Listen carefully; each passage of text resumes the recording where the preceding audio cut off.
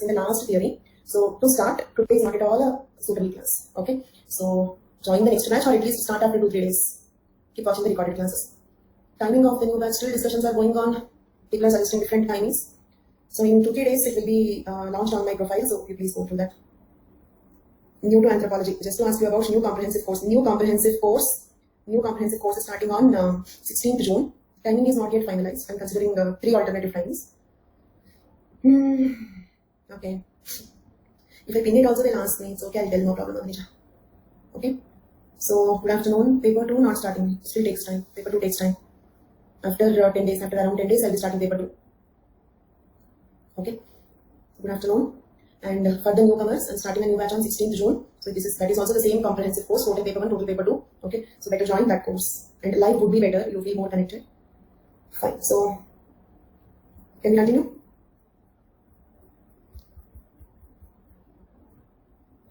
How long it takes for completion? The total course duration is 120 classes. Okay. And on an average, it will take 5 months because Sundays or some festivals or sometimes if I take any leave. So it will be completed in 5 months. So if you have to take subscription, 6 month subscription will be sufficient. Okay, but there is not much difference in 6 and 1 year subscription. The price difference is very less. But the course duration is 5 months, not more than that. Okay.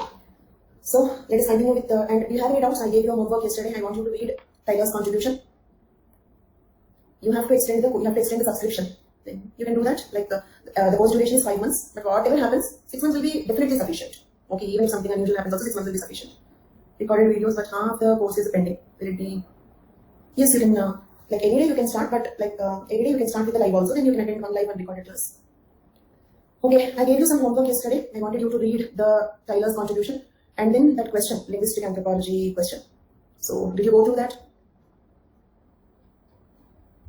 This question I wanted you to read, the relation between linguistics and cultural anthropology.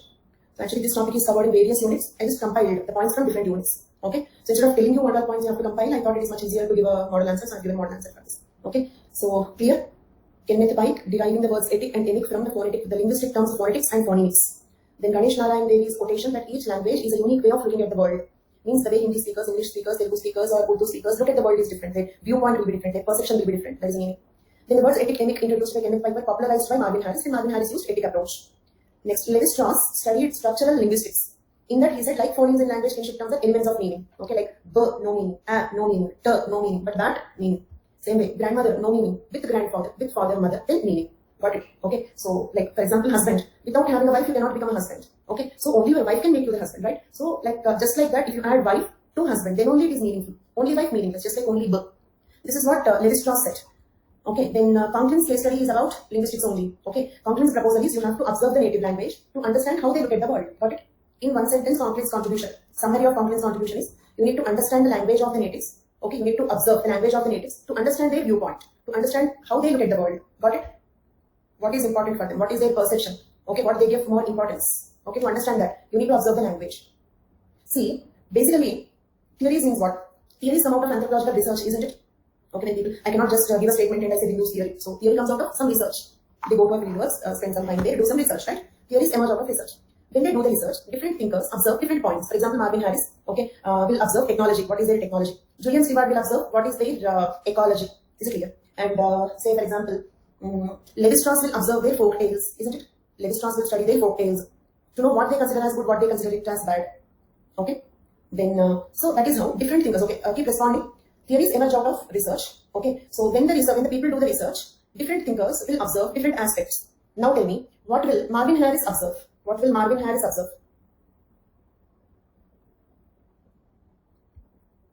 Etic approach, okay. I'm not asking approach.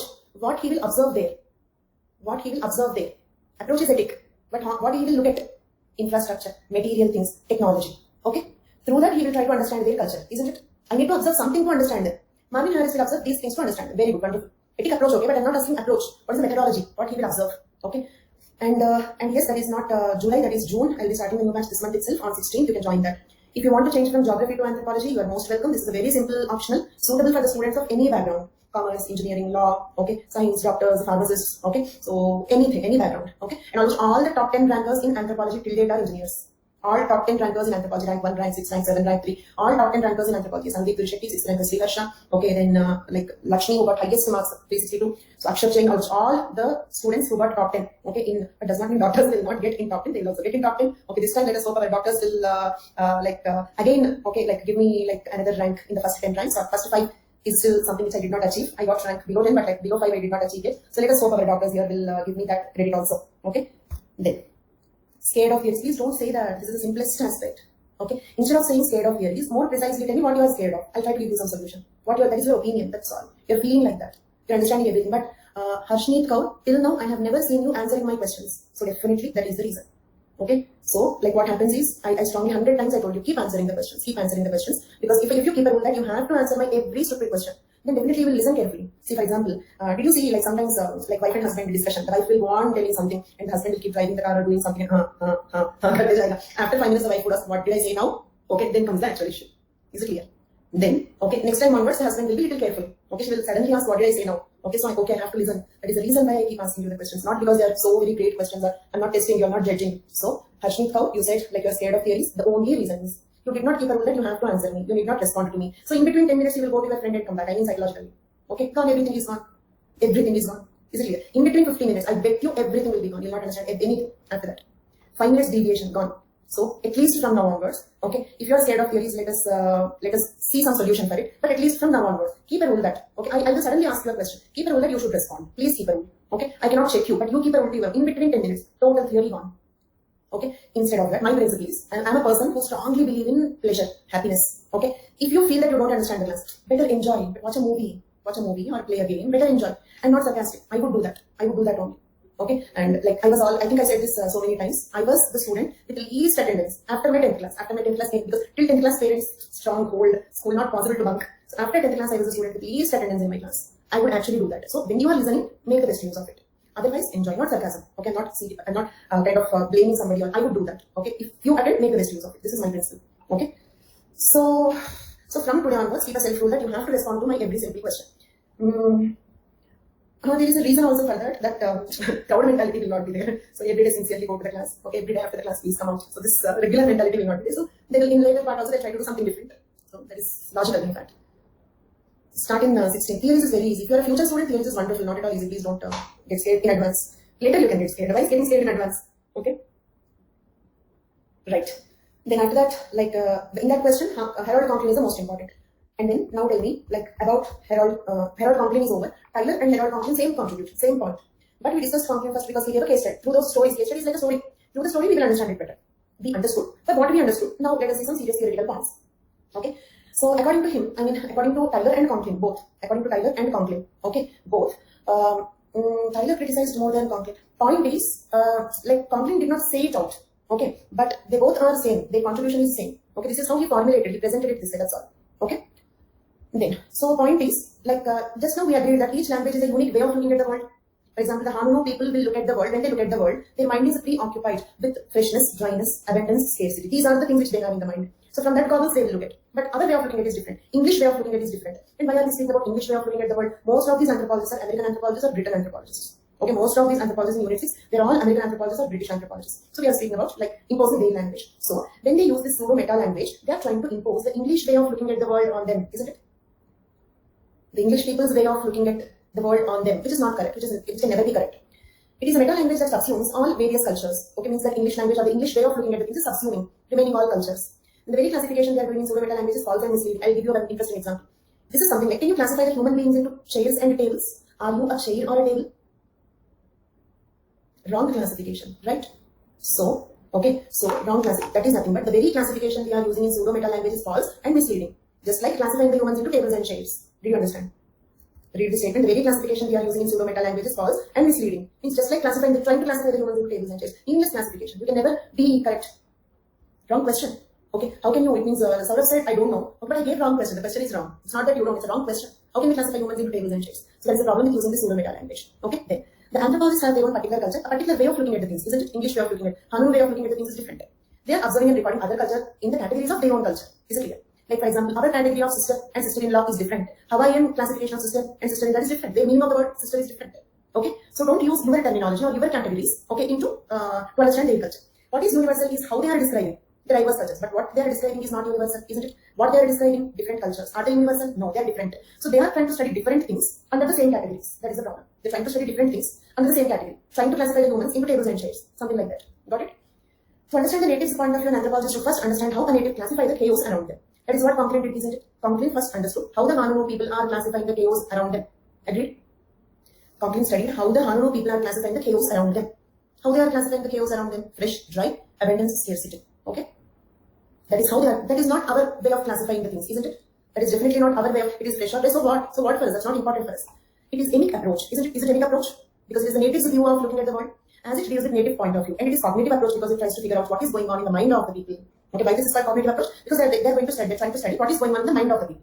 Okay, there. And I was asking those few questions in between and forgot to ask. You said like Levi-Strauss would observe folk tales, Marvin Harris would observe technology. Okay, Julian Stewart will observe ecology. Is it clear? Then if it is Conklin Tyler, okay, what would they observe? Conklin and Tyler, what would they observe? Mind cannot be observed. Target is to understand mind, but what they are observing? Language. What they are observing is language. By observing language, what they want to understand? Mind. Mind cannot be observed. Can you observe my mind? Please tell me what am I thinking about you right now? Okay, so that is the reason why they are observing language to understand their mind. Is it clear? Next, what Gibbs and Turner would observe? If Gibbs and Turner want to understand the culture, what would they observe? Symbols. Okay, I list out once again. And what Tyler, T-Y-L-O-R, will observe? Survival's parallels. Isn't it? So I will list once. Tyler would observe. See, all the thinkers' target is to understand the culture. Agreed? What is the target? They all have the common target. What they are trying to do? Till now we have seen not less than some 20 thinkers. What they are all trying to do? To understand culture. But the question is how to understand the other cultures. To understand culture, what Tyler would observe? Survivals. Julian Stewart will observe ecology. And repeat it, write it. All the thinkers, write down if you want, I'll be slow. All the thinkers are trying, okay, to be correctly slow, I will also write. All thinkers are trying to understand cultures. Okay, and for that, what they observe. T-Y-L-O-R, Tyler would observe survivals, parallels. Evolution, okay, but what they observe? Survivals, parallels. Julian Stewart, cultural ecology, he would observe ecology. By observing ecology, he will understand culture. Leslie White, Marvin Harris will observe technology, universal evolution, technology. Okay, then Gibbs and Turner, symbolic interpretive. So they observe symbols. Okay, T-Y-L-E-R. And Conklin, they will observe language. Okay, they will observe language. By observing the language, you will understand their way of looking at the world, their way of classifying the things around. Okay, and it will be there. I'm not going to erase. Malinowski will observe functions. Got it? And I'm not going to remove that, no problem. You can make tables, yes. Okay. So if you want to make personal notes, then do such things. Instead of just again rewriting notes, trying to concise it. Okay, either write it in the question answer format or make tables and flowcharts out of it. Okay. Yes. In addition to that, what you can make is tables and flowcharts. A different way. There. So the cognitive anthropologist study begins with discovering the native's way of finding order around him. They're trying to find order means what? Structuring. I told you that this is similar to the structuralism, right? There are two ways of bringing order out of apparent chaos. One is imposing pre-existing order. Second one, discovering the underlying order in it. Okay. I asked this question yesterday also. Once again, I'll ask. What all other anthropologists are doing? A, B. Choose one. What other anthropologists are doing? Very good. Wonderful. Very good. So they are imposing a pre-existing order on it. Means trying to classify the people into tables and chairs. Tables and chairs is a pre-existing order they have. They have that table. That here table means what? Like two columns. Okay. They have a table with two columns, tables, chairs. They're trying to put you people into that table. Understood? Then Conklin and Tyler are doing. Tyler and Conklin, second one. They're trying to discover, okay, this is not something like chairs and table. Probably this is something like male and female. Got it? Maybe something like this. This not seems to be longer wavelength, shorter wavelength. This seems to be something else. What it is? Maybe freshness, dryness. Understood? So that is what B. Tyler and Conklin are doing. Then nearly all earlier anthropologists followed the first approach. Cognitive anthropology aims at the other. Tyler believes that language is the key to the cognitive. Like as I told you, you cannot tell what am I. Believe me, you are closest to person. Maybe your mother, father, brother, sister, wife, husband, girlfriend, boyfriend. In your life, you are closest to person. You cannot say what exactly going on in their mind. Maybe they are scolding you from deep inside. Okay, I'm creating unnecessary doubts, right? No, they are very nice. They don't do like that. Don't worry. Okay, so this is how we need some key. We cannot observe the mind, so we need some key. What is the key? Language. Okay, so language is the key to the cognitive structures of the mind. As language is not simply a tool of communication, but it is a way of perceiving. It's a way of thinking. Okay, language is a way of perceiving the things. Each language is a different way of perceiving the things. So till here we have completed, and I hope till here all the theories are clear because we are almost about to complete. Psychologists cannot predict. Okay, psychologists cannot predict. Go to a psychologist. Okay, internally scold him. All words you know, scold him. Can he recognize it? No? Okay, then in that case, all of us would have been psychologists. Then, so now controlled eliciting. Controlled eliciting. What do you mean by this? So can I continue till here? Is everything clear, or you have any doubts, any confusion? Fine. So controlled eliciting. What is controlled eliciting? Okay, look at here. To analyze the semantic domains in the minds of the people, Tyler gives a method called controlled eliciting. Semantic means what? Do you remember in linguistics you studied semantics means something which that is semiotics. Semiotics is a branch of linguistics that deals with symbols. Semantics means meaning. Okay, linguistic anthropology, semantics, pragmatics. Do you remember? Bat is a playing tool, semantics. Bat can be a playing tool or a flying mammal, pragmatics. Remember this? Semantic domain. Domain means what? Domain means a bigger category, like column in a table. Okay? Domain means a bigger category. So according to structuralism and cognitive theory, we have categories in the mind, right? We have categories in the mind, right? Means we have semantic domains. Okay, we have semantic domains. In each domain, you will have the things with similar meaning. Okay, for example, in a semantic domain called sisters, you will have all the girls who are unmarriable. Same meaning. A category with same meaning. Semantic domains. Is the word clear? Semantic domains. So people have semantic domains in their mind, isn't it? Good, bad. Okay. See, for example, when I say something, okay, like the people will recognize it as bad. For example, drinking alcohol. Some people may recognize it as bad. Okay, dirty habit. So I won't even touch the bottle. I wanted to throw that out of my home, but I didn't understand. I don't touch. So I didn't understand how to throw that. I heard people saying this. Okay. So there are people who hate it so much, but some people will consider it as normal. Okay. So it means what? Something which is like very dirty. In that category, what all comes? If, for example, ask a strict vegetarian. Okay, then if you speak about some chicken or mutton or something, they will say chee, dirty and all that. Okay, but some people, okay, their mouth say water. Sorry, so it means like it is different. What things you are keeping under the dirty category is different. For each person it is different. That is semantic domains. So you all have semantic domains in your mind, right? And the target here is to analyze the semantic domains in the mind of the people. Tyler gives a method called controlled eliciting. Okay, Tyler gives a method called as controlled eliciting. What is controlled eliciting? We still did not tell you. Going to discuss. Okay, look at here. We are now trying to understand this word controlled eliciting. Okay. Is it lagging? Then, so we are now trying to discuss controlled eliciting. In this approach, instead of using regular questionnaire used in anthropological research, and remember, we have another unit, unit 8. Unit 8 is research methods. Go through the syllabus once. One of the research method is questionnaire method. Questionnaire method. Isn't it not only anthropological research? Sometimes if a company wants to do some survey, okay, they'll send you a questionnaire, isn't it? You have to answer it and send it back. You might have seen this. Okay.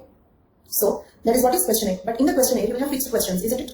Google, YouTube, so many companies, okay, when they want to launch a new product, okay, MBA students, they are all anthropological research only. Means what an MBA student is doing is also anthropological, because economy is not related to cats and dogs, isn't it? Economy is related to humans only. Everything related to humans is anthropology.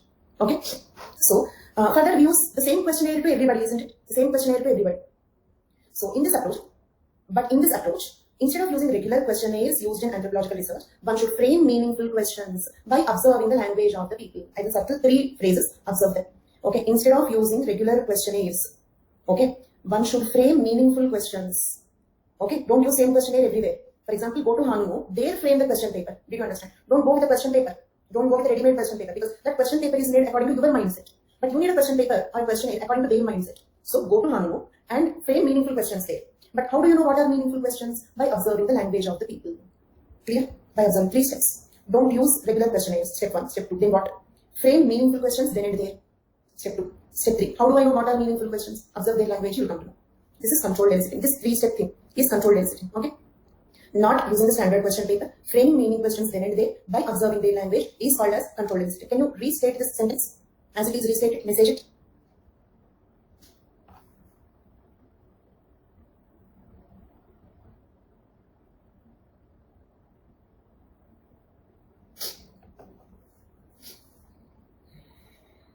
No standard questions, frame meaningful questions there by observing their language. Okay, so controlled eliciting. In this approach, instead of using regular questionnaire used in anthropological research, one should frame meaningful questions by observing the language of the people. It not only gives answers but also helps in discover relevant questions.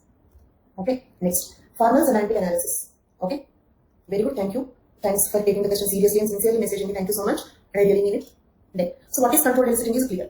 Now, what is formal semantic analysis? Okay, what is almost, this is the last point that we have to say. What is formal semantic analysis? Okay, yes. Okay, exactly. What Dr. Ruha said is correct. Controlled eliciting is a data collection procedure. How to collect data, how to do the survey, how to make the question. Obviously, questionnaire is to collect the data. Yes. Okay. Why this question is important is, from this I can make you think in a better direction. Okay, that is data collection. In research, after collecting data, what we have to do? Please think and answer. No hurry. After collecting data, what we have to do? Before interpretation, what we have to do? Before conclusion, what we have to do? Analyze. Analyze. So, data collection, analysis, interpretation, writing report. These are the steps in the research, isn't it? Even if you don't know the research, you all must have done some project work, at least school project work, plus 2 degree engineering, some project work. Okay, so project work is also like research only, but we don't do that. We will buy the project work, that is different story. But if you do the project work, that is also like research only. So what are the steps in that? Collecting the data. Let it be science or social. Okay, if it is a science project work, you will collect the data in the laboratory. You will make readings. If it is a social subject, you will go to the field and you will do. So collecting the data, then making analysis, analyzing it, coming at some interpretations, inferences. Okay, and then submitting the report writing. Fine. So controlled eliciting is which among these? Data collection, analysis, interpretation, presentation. Which among these four is controlled eliciting? Data collection. Very good. Then formal semantic analysis is analysis. Second step. Did you understand? That's all. But can we call any analysis as, listen this very carefully, can we call any analysis as formal semantic analysis? No.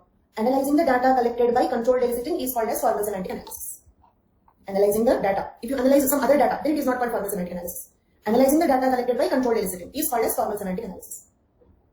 Okay? Yes, analysis related to the culture that you are studying. It is a method of analyzing the data collected by controlled eliciting. Read this sentence, think about that sentence for 2 minutes. Formal semantic analysis is a method of analyzing the data. Analyzing what data? That data which is collected by controlled eliciting. Such analysis is complete only when the relation among all units comprising a semantic domain are described. Means you have so many categories in your mind. Okay, you have to describe the interrelations between them. Okay, clear till now? And according to him, the cognitive order need not be predictor of the. This is okay. Formal semantic analysis is completed here. Okay, with this formal semantic analysis is completed. Now let us see. He's saying a few more, but one thing. In fact, you must have already made 250 words, right? You must have made 250 words. So, if the question is on Tyler, if you write till here also, it is sufficient. So, after that, if you don't understand, don't worry too much. We will continue, but if you don't understand, don't worry. Because till here, if you write, it is much more than sufficient. And if the question is cognitive theories, then it is 10 times more than sufficient. Because I have write about counseling also. If the question is on cognitive theory, it is 10 times more than sufficient. Even if it is question only on Tyler, okay, precisely. Then also, till here, if you write, it is enough. But let us continue. Okay, so relax and listen. According to him, cognitive order need not be a predictive of the substantive actions of the people. Just like grammar of the language provides no information on what all individuals speak in all situations. Okay? Say for example, if you know the grammar, means all rules of language, can you predict what a person is going to speak in a given situation? No, right?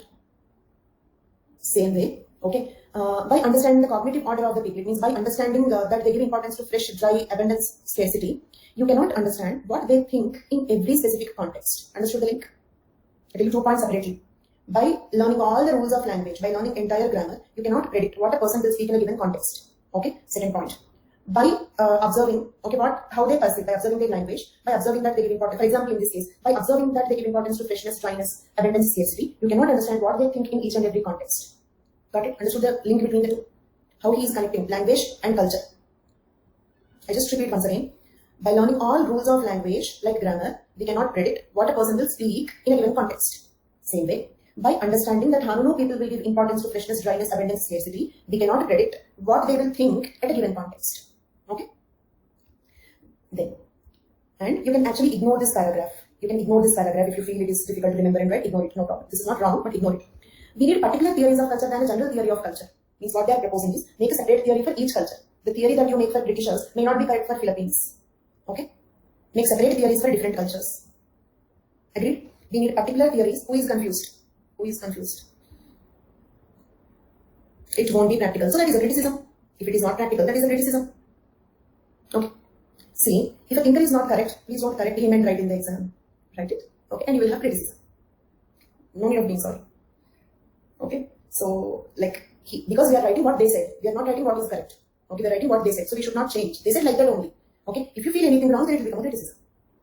Okay, then. So we need particular theories of culture rather than general theory of culture. And what she said is actually a criticism here, not practically possible. We don't have a method to read the mind at all. So these are the criticisms on them. Okay, the same criticism which materialistic thinkers have are idealistic thinkers. Right? Then, when such particular theories are expressed in correct meta language, we can arrive at general theory of culture. Means using the correct meta language, once you make particular theories, then combine them all to arrive at a general theory. Got it?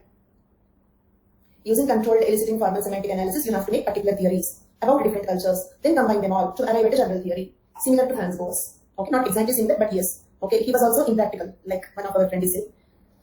Then postmodernism is more correct. Why are we studying these? Because they are given in the syllabus.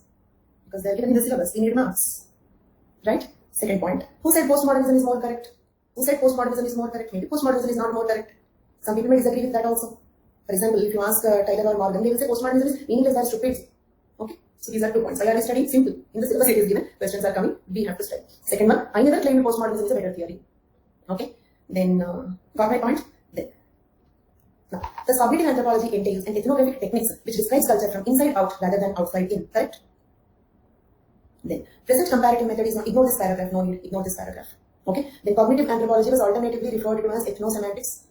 Every time meta language name means what? I told this already. Meta language, because if you try to, it means if you try to understand every culture from the English people mindset, then their English becoming the meta language. Okay.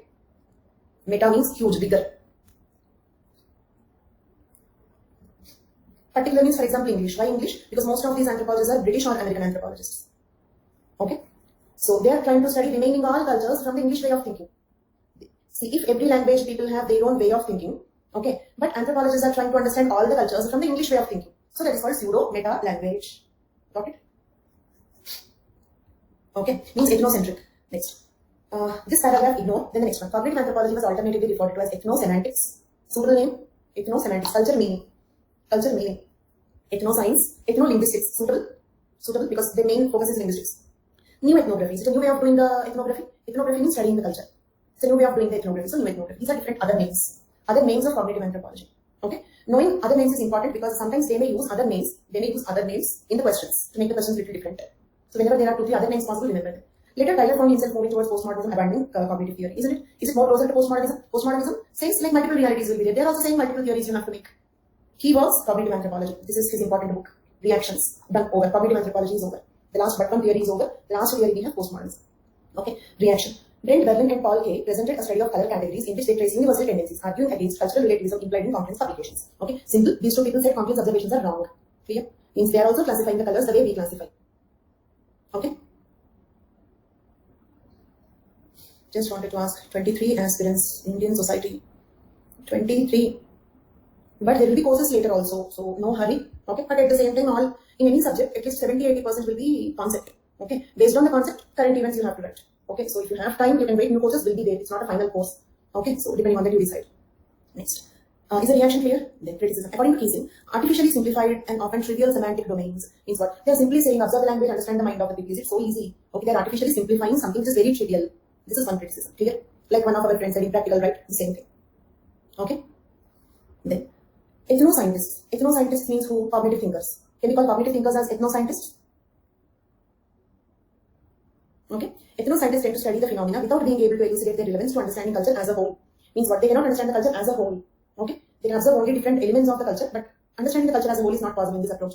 Next, question of how applicable the results can be for non-Western cultures. Means, for example, about Hanunu they made some observation. Is it applicable to the other cultures also? Or is it applicable only for Hanunu? Did you understand? So these are some points of criticism. Questions remain about whether results in fact reflect how individuals organize and perceive society, or whether they are merely manufactured by the investigators. Means what? See, for example, do you know, see, these days are you listening to the point that this article, this work is not peer reviewed? Are you listening this word in the context of COVID-19? For example, one article will be published that Covishield will produce 10 times more antibodies than Covax in the first paper of the newspaper. Okay, then others will criticize this. This study is not peer reviewed. What do you mean by peer reviewed? Other scientists should check it and approve it. Other fellow scientists, peer group means what? Fellow scientists, friends. Okay, fellows, other scientists should review that and validate it. Is it? But peer review is not possible in this approach. Agreed? How do you test whether Conklin said is correct or wrong? Because can you read the Hanunu people mind? Can you read the mind? No. So we cannot test, we cannot check, we cannot peer review what Conklin and Tyler said. Maybe they are simply manufactured by the investigators. Manufactured by the investigators means what? I told you this example earlier also. When you do the lab work, engineering or any science background, when you do the lab work, if you have to draw some graph, for example, okay, you're not getting the correct readings. Reading went wrong. What you will do? Okay, to fit in the graph, what reading you want, you will take that reading. Okay, so that is nothing but manufactured by the investigator. Okay, so how do you say? Maybe they are lying. How do you say it cannot be peer reviewed? This is another criticism. Okay, and another criticism is that universal agreement on how to find culture in the mind has yet to emerge. We don't have any method to find culture in the mind of the people. Okay, as of now, there is no technique or method to find culture, to observe culture in the mind of the people. It means no techniques of mind reading. These are criticisms. Cognitive anthropology over. Okay. Yes, some points of criticism can be used against others also. So like that, in general, when you remember the criticisms, because sometimes in some studies there is only 1 or 2 points in the criticism. So from the other, if you find something is suitable to criticize them, criticize freely. They are no more, so they will not react. Okay. Then can we proceed? Postmodernism. Then, as an intellectual movement, last slide, this one. What is the point here?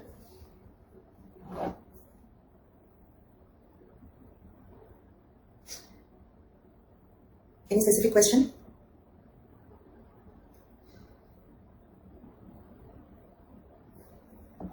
Okay, now we are moving on to postmodernism.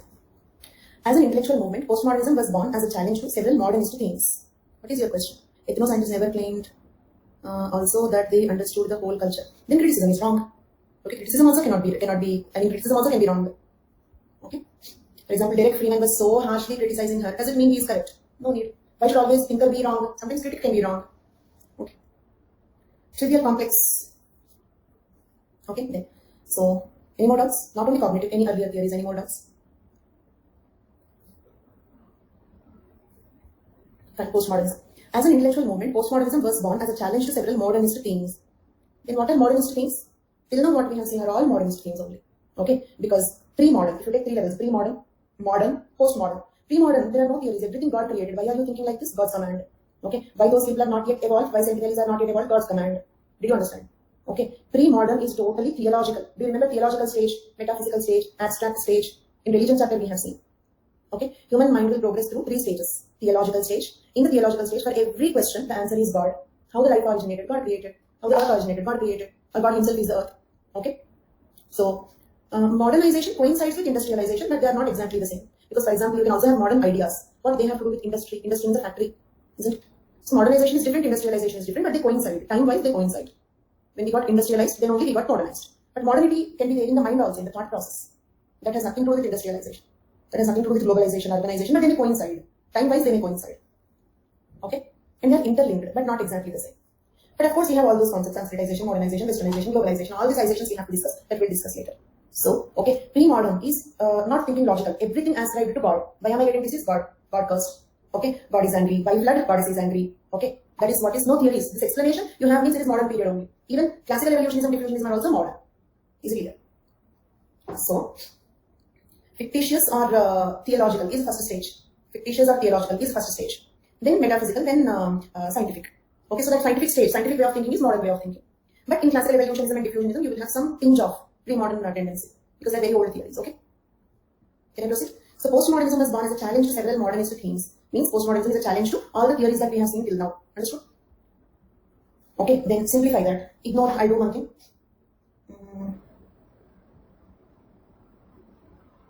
Okay, enough. The remaining part, ignore it. Ignore the remaining part. Next, primary tenets. Actually, this you can use as a subheading. Next subheading after introduction, and you can use the subheading for other theories also. Primary tenets or principal concepts. Primary tenets means principal concepts. Okay, means what exactly they are saying, what exactly that theory is. Okay, I'll give you a scheme for answer. Postulates type, yes. Okay, structure for a typical question from theories. Okay, we are discussing all the previous questions, but a general structure for a typical question on theories. First, you write introduction. Here itself, you will write about thinker. Anything like father of American anthropology or pioneer of so and so, like that, American anthropologist, like that, 2-3 points will be about the thinker, such points. Then after that, this primary tenets or principal concepts. Primary tenets or principal concepts means what the theory is about, the essence of the theory, the important points in the theory. Okay. Then after that, you can write methodology. I will write again introduction. Next, primary tenets or principal concepts. Then after that, you can write methodology. Okay, means the method they followed, means what they observed. Like for example, the methodology of Tyler is survivals. Methodology for Marvin Harris is made list, right? Do you remember what they observed? How they study the culture, that one. Okay, methodology. Then you can write, okay, case study. Case study. Then after that, works or key works. Key works, their books. Okay, then if you have any points of reaction, then, but this is optional. You may not have points of reaction for every theory. Then, criticism. Did we forget any part? This is a general structure for a typical question on theories. Okay, about the thinker, 2-3 sentences. Then the principal concepts, the important concept of the theory, what the theory is all about. Then methodology, which method they followed. For example, culture and personality, dream analysis, what they observe, dreams. Okay, like that, methodology. Then case study. Then keywords, points of reaction, criticism. This also I said several times, but it's okay, I'll tell you once again. Point of reaction means how the other people reacted. When I react, is there a rule that I should always criticize? No, or I can also appreciate you. So is appreciation also a reaction? Okay, so points of reaction means like it can be criticism also, but it can be other reactions also. For example, appreciating or criticizing, or you are correct, but I'm adding one more point. Okay, you're mostly correct, but I'm changing this point like this. These are all the reactions. No conclusion for question on theories. But you can write conclusions. For example, in case study, you can write conclusion. Got it? Means you conclude the case study. No final conclusion. No need of a final conclusion. But you can write conclusions in between. Like for example, when you write principal concepts, there you can conclude when you write case study. In what way the case study? For example, how that one Batonga tribe, how it is proving structural functionalism. So one sentence conclusion there. Okay. So you can stop with the criticism. You need not write conclusion. Then one more thing, like should we write case study completely or we have to concise? We have to concise case study. For example, there are some case studies. Balinese cockfight is a very lengthy case study. Then you have that one Malinowski's case study, Trobia Islanders, that is very lengthy. So you can cut short according to the marks. Sometimes, if the question is about 2-3 thinkers, you have 4 or 5 case studies. Just title also will be sufficient. Do you understand? Imagine a question about 2 thinkers. Say Turner and Gibbs comparison. Okay, 2 lengthy case studies. And they're asking comparison, so you have to say the comparison points also. Then you will not have space. Then case study title also will be sufficient. From just the title, same way, for example, question on Balinese cockfight, then you can write the complete case study. Do you understand? Because you may ask me, when just the title is sufficient, are we fools? Why are we studying this whole lengthy case studies? Remember that question on Balinese cockfight. Okay, in that case, what you will do if I tell you only the title? So questions are different. You should be able to frame according to the question. Okay, they're comparing 2-3 thinkers. You have so many points to write. Then only titles of the case study is sufficient. So from just a title to the complete case study, different levels you have that you have to decide depending on the question, depending on the marks allotted. Okay. Then primary tenets. The postmodern movement improves an elevation of text and language as fundamental phenomena of existence. It's giving more importance to text and language. Okay. Then the application of literary analysis to all phenomena. Okay, means you have to analyze every phenomena. Application of literary analysis to every phenomena. Okay. Then a questioning of reality and representation. Question means what? We should not take anything for granted. For example, Ramayana we study. You should not take it for granted. Okay. So literally, we need literary analysis of that, like hermeneutics. Why Rama must have done like this? Why Ravan must have done like this? Who is correct? Is he really a hero? Why he became a hero? Okay. So what could be the social conditions at the time when the story is written? So such analysis of the phenomena is needed. Hermeneutics. Do you remember? Questioning of reality and representation. Question everything. Don't take anything for granted. Next, a critique of meta-narratives. Meta-narratives means what? Very popular books. Very popular. Those books which changed the world. Okay. Meta-narratives. Very popular books which changed the course of life. Okay. Yes, like Bible. Okay, critique of meta-narratives. Don't take Bible for granted. Criticize it. Did you understand? Critique means critically analyze it. Got it? Then, an argument against method and evaluation. Okay, means question the method. For example, like Julian Stewart said, ecology determines culture. Question is method. Tell me what is your method? Is your method correct or not? How did you arrive at this conclusion? Okay, an argument against method and evaluation. Is your evaluation correct? Maybe your method is correct. Maybe your final inference is wrong. Okay, so that then focus upon power relations and hegemony. Focus upon power relations and hegemony means don't give focus. Listen to this point very carefully. Shift the focus from culture to power.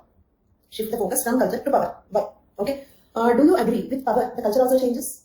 For example, if Muslims have a culture of eating beef, okay, in India they cannot eat beef, isn't it? So it means with power the culture is changed. With power the culture is changed. Means some people can dictate. Okay, when you are powerful, you can dictate you should not do that. Okay. Same way, opposite example I give you. If you go to some Arab countries, even if you are a Hindu, you need to wear burqa. Okay, means dictating. So when you have power, you can change the culture of the others. You can change the culture of the others. Then why to study culture? Study power only. Did you understand? If power can change culture, then why to study culture? Study about power and hegemony relations. Got my point? For example, in colonial governments, they can dictate, they can change our cultures. Either they can force us to change, the Britishers would have forced the Indians to change or even influenced the Indians to change. Okay, for example, today your Western language, Western dress, it is because you got influenced with that. Why? Because that is more dominant, more powerful. So sometimes people may force, but sometimes people may influence. But dominant things will determine the culture, isn't it? If power can dictate culture, then why to study about culture? Study about power only. So this is another important point. Then, a general critique of Western institutions and knowledge means few things we take them for granted, isn't it? So for example, family is correct. So not giving value to family is wrong. Marriage is correct. Okay, so living relation is wrong. Okay, people will gossip about them, isn't it? Even today, yes. Then, so marriage is a Western institution. Means it came from the Western culture. Okay, so why you should take it for granted? Okay, but actually before gossiping about the couple in a living relation, question yourself why marriage should be taken for granted as correct. If you take marriage for granted as correct, then only this will become wrong, isn't it? Okay, so finally point is don't take anything for granted, question everything. Question every theory, question every method, okay? Question every way of analysis, question every inference, question the meta-narratives, criticize everything, critique of everything. That is postmodernism. Can I proceed?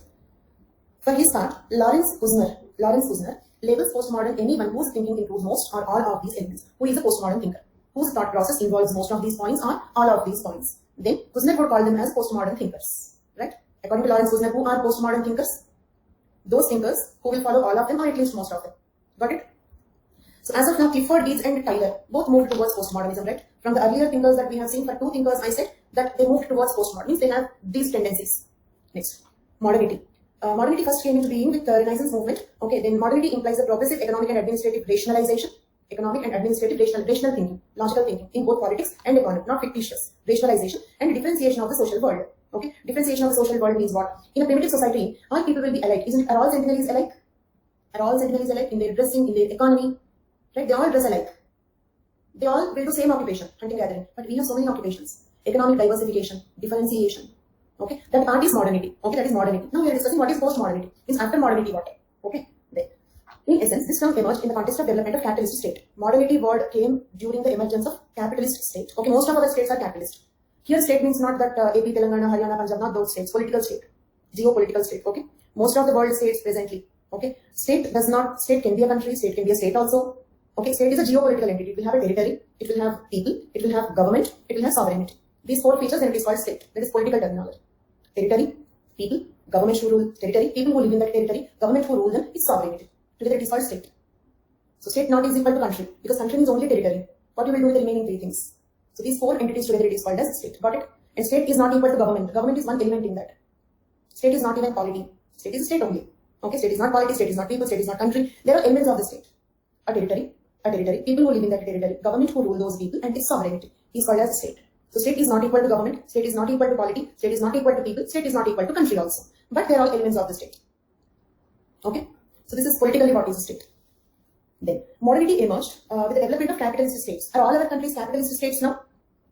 Okay, except China. China is also in the direction of capitalism. Okay. Then, so with that, like came the modernity concept. Then the fundamental act of modernity is to question the foundations of past knowledge. See, modernity questions fictitious stage. Post-modernity questions modernity. Did you understand? Science questions religion. Post-modernity questions science also. Did you understand? I repeat, science questions religious way of thinking. But post-modernity questions science also. What is the guarantee that science is correct?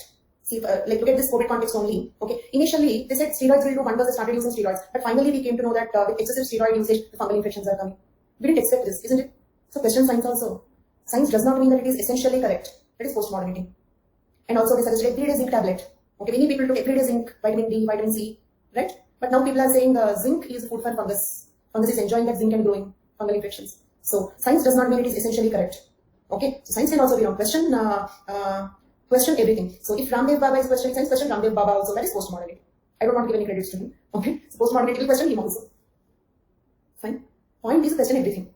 Don't take anything for granted, including science, including meta-narratives, including the what we otherwise assume as rational, scientific. That also can be wrong. Okay. Post-modernity is a state or condition of being postmodern. Logically, postmodernism literally means after modernity. Jean-Francois Lyotard, in his seminal work, means in his important work, the postmodern condition defines it as incredulity towards meta-narratives. Incredulity means what? Lack of trust. Okay, lack of trust, debate, critique, incredulity, not believing.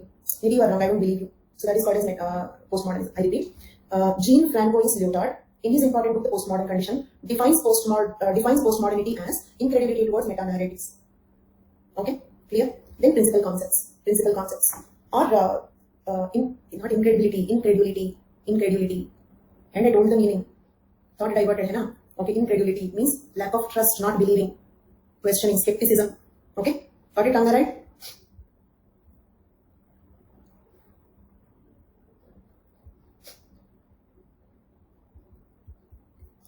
Now principal concepts. First one, culture in peril. Peril means what? Threat. Culture in peril. Peril means threat. And today we will be completing theories. Revise all theories once. And if you have any doubts, you can ask me. And tomorrow I will continue with Unit 10. And this class is not over. In between I'm saying. Okay. So tomorrow I will again start Unit 10 and revise Unit 10. Because it's been 3-4 days that we discussed Unit 10. So read it once. It won't take much time. 15 minutes. Open the notes. Just have a look what all we have discussed. Okay. Because we are continuing Unit 10. You should not feel sudden shift. So revise Unit 10 once. Okay. Then. So culture in peril. Peril means a threat. Is culture in threat? Are all the world cultures in threat? Yes, that's what they are saying. We are losing Indian culture because of homogenization of the culture, isn't it? Globalization. We are all becoming similar. Everybody eats pizza, everybody eats burger. Okay. So we are forgetting our traditional food, we are forgetting our traditional dress in a process. Okay. May not be complete, I agree. Okay. So some patriots may quickly argue, no, I'm very Indian. True. Okay. But to some extent. Let it be in speech. And do you agree many languages are disappearing? Did you hear about extinct languages? Many languages are disappearing. Okay. And most of us are not studying in our native language, isn't it? In India, Hindi to some extent okay because that is the most popular language in India, that is okay. But leaving Hindi, remaining all regional languages are losing their importance. Okay. True, but other languages are not. Any single language is not even having 40% of Indians also. Okay. There. So on the whole, culture is in peril, is it? And postmodernism says you need not feel bad about it. So what? Let the culture be in peril. So what? Okay. Why do you think culture is important? Why you think we should not lose it? Okay. Aside from Foucault, other postmodernists felt that culture is becoming dangerously unfocused term, isn't it? Unfocused. But especially those kids who spend most of their time in hostels. Okay. They rarely know their culture, isn't it? They speak more like their friends. Then, increasingly lacking in scientific credentials. This concept is called as culture in peril. And for postmodernism, there is no problem with that. Next one, lament. Lament is practice of ritualized weeping. Ritualized weeping. Yes, what you read is correct. Weeping. Weeping means what? Weeping means what? Crying. Crying. Why are they crying? Because culture is in peril. Did you understand? Because culture is in peril. And are they really crying? This weeping is a symbolic word. It does not mean that they are really crying. Saddened. Right? Then means what? Say for example, did you hear like people oppose celebration of Valentine's Day? On Valentine's Day, if you find a couple get them married, okay, that is lament. That is lament. It means feeling sad that we are losing our culture. Okay, feeling sad that we are losing our culture. They are not giving importance. This is not our culture. We should not. Our girls should not go with the boys like that. Okay, so that is what is lament. So are they really crying? No. Okay, so what is that? Sad about loss of culture. That is called lament.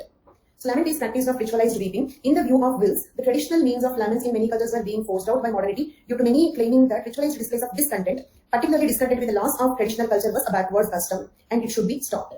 Is postmodernism supporting the lament? No. First of all, they said you did not feel bad if the culture isn't it. Means lament is not needed. It should be stopped. But I'm not saying this. I'm not saying this. Okay. Postmodern thinkers said that. Okay. Next. Meta-narratives. We used this word meta-narratives. What are meta-narratives? I told you the same thing is given here. Lawrence Kushner describes meta-narratives as grand narratives such as Enlightenment, okay, American Dream, or Marxism. These are some like popular writings or popular theories which change the way the world thinks about it. So those are called meta-narratives. And about each subheading, do you have to write this much? No need. You can cut short. One sentence is sufficient. Lament, for example, ritualized display of discontent due to the loss of culture. Then one sentence enough. Got it?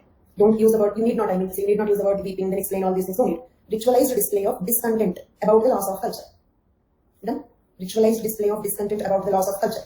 Culture in peril. Culture is in threat. One sentence, one phrase, enough. Meta-narratives. One or two examples, enough. One sentence about each. Polyvocality. Many times I told you this. Multiple truths. Remember this word? Many postmodernists advocate polyvocality, which maintains that there exist multiple legitimate versions. See, multiple, but all are legitimate versions only. For a person who is claiming that the flight is only this much, who is standing at the ground, that is legitimate, that is correct, he's not lying. It is legitimate. And for a person who sees it in an airport, okay, he says it as a huge vehicle. He is also not lying. That is also a legitimate version. So, when there are many versions, does not mean that one version should be wrong. All versions can be correct. Multiple legitimate versions of reality means we will not have one reality. We will have different versions of reality. For example, you and your friend argue with each other. Okay, so who is correct? You will feel that you are correct. She will feel that she is correct. Isn't it? Say India, Pakistan. India feels India is correct. Pakistan feels Pakistan is correct. Is India correct the ultimate truth? Will Pakistan say that? No. Right? So we will have multiple legitimate versions. Hence, no one is correct. No, all are correct. Multiple truths, not multiple lies. Okay? Got it? All are correct. All are correct in their place. All are correct in their place. Okay? Your question. Where is your question? When they worry when culture is in peril, why to mention lament? To say lament is not needed. To say lament is not needed. They gave a word for that. They gave a word for that ritualized display of discontent. And they said this concept is not needed. Okay? Next, power. I told you that when power can dictate culture, why to study about culture, study about power only. This is what said by Foucault. I did not say that. Foucault said that. Okay? So, Foucault was a prominent critic of idea of culture, referring instead to deal with the concept of power as major focus of anthropological research. Okay? Major focus of anthropological research should not be on culture. It should be on power. Because power is so powerful that it can dictate culture. Clear? Then, Foucault felt that it was through the dynamics of power that a human being turns himself into a subject. In fact, ignore this. Till here it is sufficient. Okay? About this, write only from here to here. Ignore that. Next. According to Drozana, postmodernism can be divided into two broad camps. Two broad camps means what? Two broad categories. Okay? Two broad camps means two broad categories. Okay? Skeptical postmodernists, affirmative postmodernists. Okay? Did you memorize? There are two categories of postmodernists. Skeptical postmodernists, affirmative postmodernists. Who gave this categorization? Drozana. Okay? They are extremely critical of the modern subject. They reject theory. Skeptical postmodernists say that we should not make theories at all. Okay? Skeptical postmodernists reject the concept of theory. Whether it is functionalism, structural functionalism, evolutionism, diffusionism. Irrespective of it, don't make a theory at all. They are not saying evolutionism is wrong. They are saying don't make theories. The concept of making theories itself is wrong. Okay? No theory is better than the other. Theory itself means it is bound to be wrong. Because is theory a generalization? How can every example fit into a generalization? Isn't it? Culture influences personality. Means there are so many people where their personality is not influenced by the culture. Are there notes? Okay, we spoke in one class here. Wrongly born in our caste. Okay, did you hear this comment? Wrongly born in our family. And by the way, just out of curiosity, how many Telugu people here? Because if there is just nobody. 3, 4, That's it. Okay, fine. So, affirmative postmodernists. Okay, and right now I'm also in Hyderabad, and will be here only. Tired of Delhi. Delhi is good city. Means like I enjoyed Delhi, but I stayed there 7 years. I stayed in Delhi for 7 years. First 2 years I was excited, enjoyed. Next 3-4 years it was okay. Last 2 years tired. Okay, but even today, a lot of emotional attachment with Delhi. I will say Delhi is my second native. Okay, because I started my life there. Like before Delhi, I lived in my parents' life. So that is where I started my life, my people, the people who recognize me. So everything started there. So I consider Delhi to be my second native. Okay, I still love, but kind of, to be very frank, like what happened is first lockdown, I was there all alone with my daughter. So but frightened. So just wanted to come home, stay at home. So that is what happened. And next. Now, affirmative postmodernists, for example, Clifford Geertz, Tyler, affirmative postmodernists means they don't reject the concept of theory, make theories, or even that one also, that Franz Boas also we can name, but don't write his name, okay? Because he never said that he's moving towards postmodernism, got it? But Clifford Geertz and Tyler were clear that they were moving towards the attitude of postmodernism. So you can write these two names, Geertz, not Turner, Tyler, because Turner also, okay, he did not say that. Neither he said, nor any other recognized anthropologist said, we are not eligible, qualified enough to categorize thinkers into different theories, okay? They're not eligible to do that. But for your understanding, yes, Conklin also and Franz Boas also. But they did not say that they are moving towards postmodernism. Same way, other thinkers also did not say that they are moving towards postmodernism. But these two thinkers, they claimed. Okay, so I feel that is better. They said it. So that we can write. Tyler and Geertz, you can write. Tyler and Geertz, did they totally oppose theories, or they said a better way of theory making is possible? A better way of making theories, isn't it? So that is affirmative postmodernists. Don't make theory at all. In fact, Geertz is also like skeptical postmodernist because he said don't make theories. Do you remember that quotation? Man is an animal suspended in the webs of significance. He himself has fun. Do you remember that quotation? And the function of anthropologists is not like study in search of theory, but in search of meaning. Okay, so in that quotation is clearly rejecting the idea of making theories. Tyler said you can make theories, but you should not use pseudo-meta language. You have to read their mind and all that. Okay, next one, relativism. Relativism is what truth is relative, like polylocality. Truth is relative. There are no absolute truths. Relativism is opposite to absolutism. Geertz skeptical, Tyler affirmative. Yes, Geertz skeptical. On what basis we can say that quotation is a clear-cut evidence to say that he is rejecting the concept of theories. Okay, relativism is just like polylocality. Truth is relative. Next, self-reflexivity means what? Did you hear about introspection? Question yourself. That is self-reflexivity. Means, for example, if I come out with a theory, I have to question my method of data collection, I have to question my method of analysis. Okay, all that. In anthropology, self-reflexivity refers to anthropologists in the process of question both theoretically and practically themselves and their work. Question yourself also. Not only meta-narratives, not only other thinkers, not only theories, question yourself also. Self-reflexivity. Yourself and your work also. Then leading figures. In the syllabus, they did not give the names of thinkers for two theories. Can you tell me what are those two theories? I want to check whether you are going through the syllabus or not. Because you have to take theory syllabus very seriously. Postmodernism and diffusionism. In diffusionism, they have given British school, German school, American school. That's all. They did not name the thinkers. In postmodernism, nothing. Okay, so but these are some prominent postmodern thinkers. If you cannot remember these many names, remember a few. Clifford Geertz is familiar, and this Lyotard word came in between. So, like if there are any repetitions so-called, okay. So like that, these two names came in this theory as a part of this theory. Clifford Geertz is familiar to us. Tyler name you can include. Okay, so if you cannot remember these many names, remember as many as you can. Minimum 3 names you remember. Fine. So theory is completed. Let us check previous questions. Okay, basic tenets of structural functionalism. Can you write? Structural functionalism. And I gave you the structure about the thinker, the basic tenets. Okay, and then case study, methodology, points of reaction, criticism. And I followed roughly the same structure. When making notes, I followed roughly the same structure. Next, how do the concept of this one particularly we discussed? Do you remember how do the concepts of binary opposites and exchange figure in? Okay, and Uha asked me whether you have written this one in the brackets. Then, so this one we discussed. Next question. What are the major criticisms of registrars? I told you that you should not directly start with criticism. Same format. Introduction, basic concepts, okay, case studies, any contributions, then criticism. But little bit more of criticism because they wanted you to write the criticism. That's all. Obviously, you cannot start with the criticism. How did Radcliffe-Brown and Levi-Strauss study kinship in terms of social structure? Okay. Radcliffe-Brown's social structure is in reality. Then you write what Brown said about social structure. Levi-Strauss' structure is in the mind of the people. Then write what Levi-Strauss said about mental structure. Okay. Got it? Can you write this? Functionalism, simple. Next, what is functionalism? Discuss functional approach to understanding of religion. Okay, what is functionalism? Same as this question, same introduction, same format. Then, functional approach to the understanding of religion means here from Unit 5. If you remember in Unit 5, we discussed functions of religion. Write that. Approaches to study religion. In that functional approach is there. That you write. And functions of religion also. And do you remember in the functional approach in religion, I have given Radcliffe-Brown and Malinowski both? That is the first time we spoke about Radcliffe-Brown and Malinowski. Right? Much before we started theories. But don't write about Radcliffe-Brown. Write only about Malinowski. Okay? And then list the functions of religion. So first write what is functionalism. No need of case study here. Because this is kind of two questions. No need of case study here. You need not write about Toby and Islanders. At the maximum, that Argonauts of Western Pacific. Write the book title and the case study title, not more than that. Then write functional approach to religion, list the functions of religion. Understood? And when I say the structure, note it down. In what way functionalism is different from structural functionalism? Very favorite question. So many times we discussed, not less than 10 times. In a table, you can compare, and then you can write the case studies of both. Okay? You can write case studies of both briefly, maybe 10-15 sentences, not more than that. Or in fact, 4-5 sentences each. Next, Turner and Clifford, with this we discussed after we complete symbolic interpretive. Gibbs and Turner, all these are questions from symbolic anthropology. Next, explain basic features of postmodernism in anthropology, 13-14. Okay? 14 previous questions. Then, from a span of some 7, not 14, there are 2 more questions. This one we discussed. Do you remember 15th one? 15th one. Okay? Then 16th one. Let us discuss this one. This will be the last topic that we are discussing. This was a 2019 question. This is also a little tricky, not a direct question, and there is no direct answer in the notes, so I have given a model answer.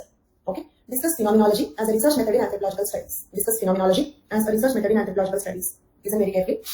Phenomenology is a study of structures of consciousness. Just look at this sentence and tell me 2 theories that we discussed are using phenomenology as a research method. Name them. Name the theories more specifically. Don't say idealist and all that. Name the theories more specifically. Phenomenology is study of structures of consciousness. These structures of mind. Cognitive structuralism. Okay? Then, as experienced from the first person's point of view. As experienced from the first person's point of view. Means this one is more like cognitive, isn't it? First person's point of view. Cognitive. It is a study of qualia. Qualia means what? That is, studying things as perceived and experienced by a person. Got it? Phenomenology is a study of qualia. Then I went on explaining what is qualia. Qualia means studying the things as perceived or experienced by the others.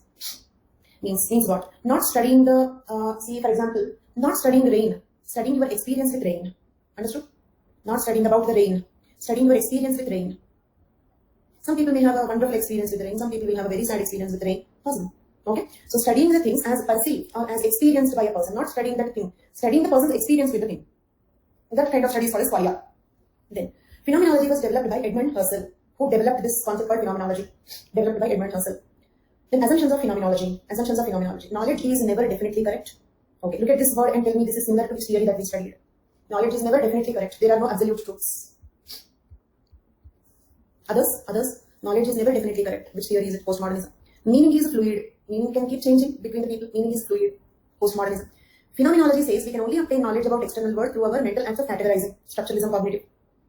We try to give everything a meaning and organize them into groups. Structuralism, cognitive. Okay. Then here I have given some points. That is, write the points about categorizing in structuralism. That is binary opposition and cognitive anthropology, non color categories. Write about them. Got it? Elaborate about them. Then, some philosophers argue that we can never define how external world is in reality. Let me explain about this. See, for example, what we see, what is our view about the world is very limited. Reason is, let us suppose, what is our auditory range? 20 Hz to 20,000 Hz. Below that, above that, infrasonics, ultrasonics, we cannot listen. Hypersonics, we cannot listen. Okay? Right? So let us suppose, who knows? Maybe God is talking to you, okay, in a range which is lesser than that or more than that. Agreed? So, Ramnaran did agree. Why?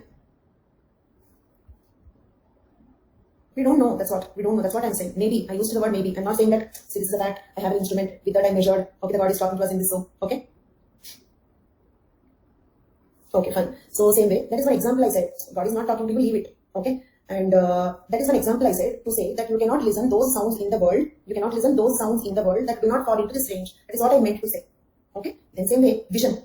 We have microscope. What about before microscope is discovered? Before microscope is discovered, we don't know about bacteria and all that. Before electron microscope is discovered, we don't know about viruses and all that. Isn't it? Maybe. Now also we have a few things which do not even fall under the level of electron microscope. Possible?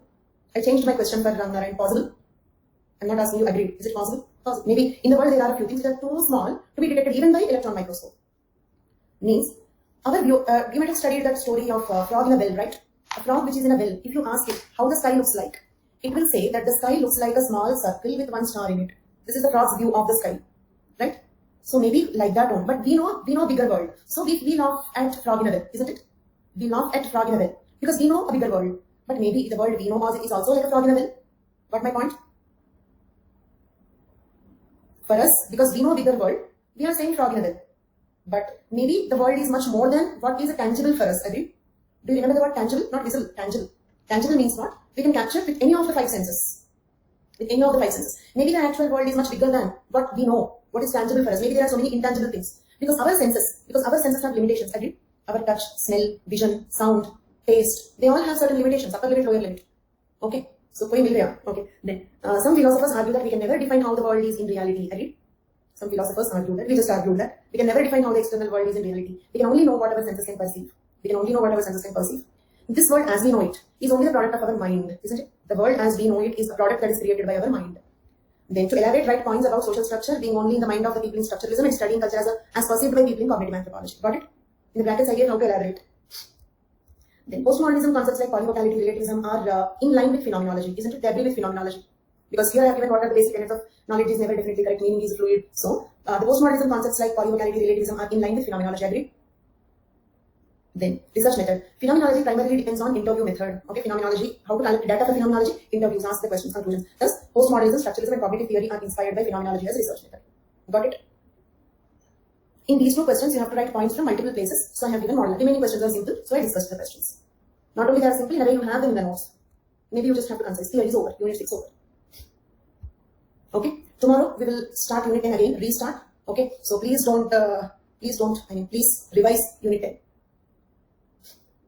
Okay, revise Unit 10. Morning, fine. So revise Unit 10, please don't forget that. Okay. And from 16th onwards, I have 3 classes per day and I really don't know how I will manage. Fine. Okay, thank you. Bye-bye.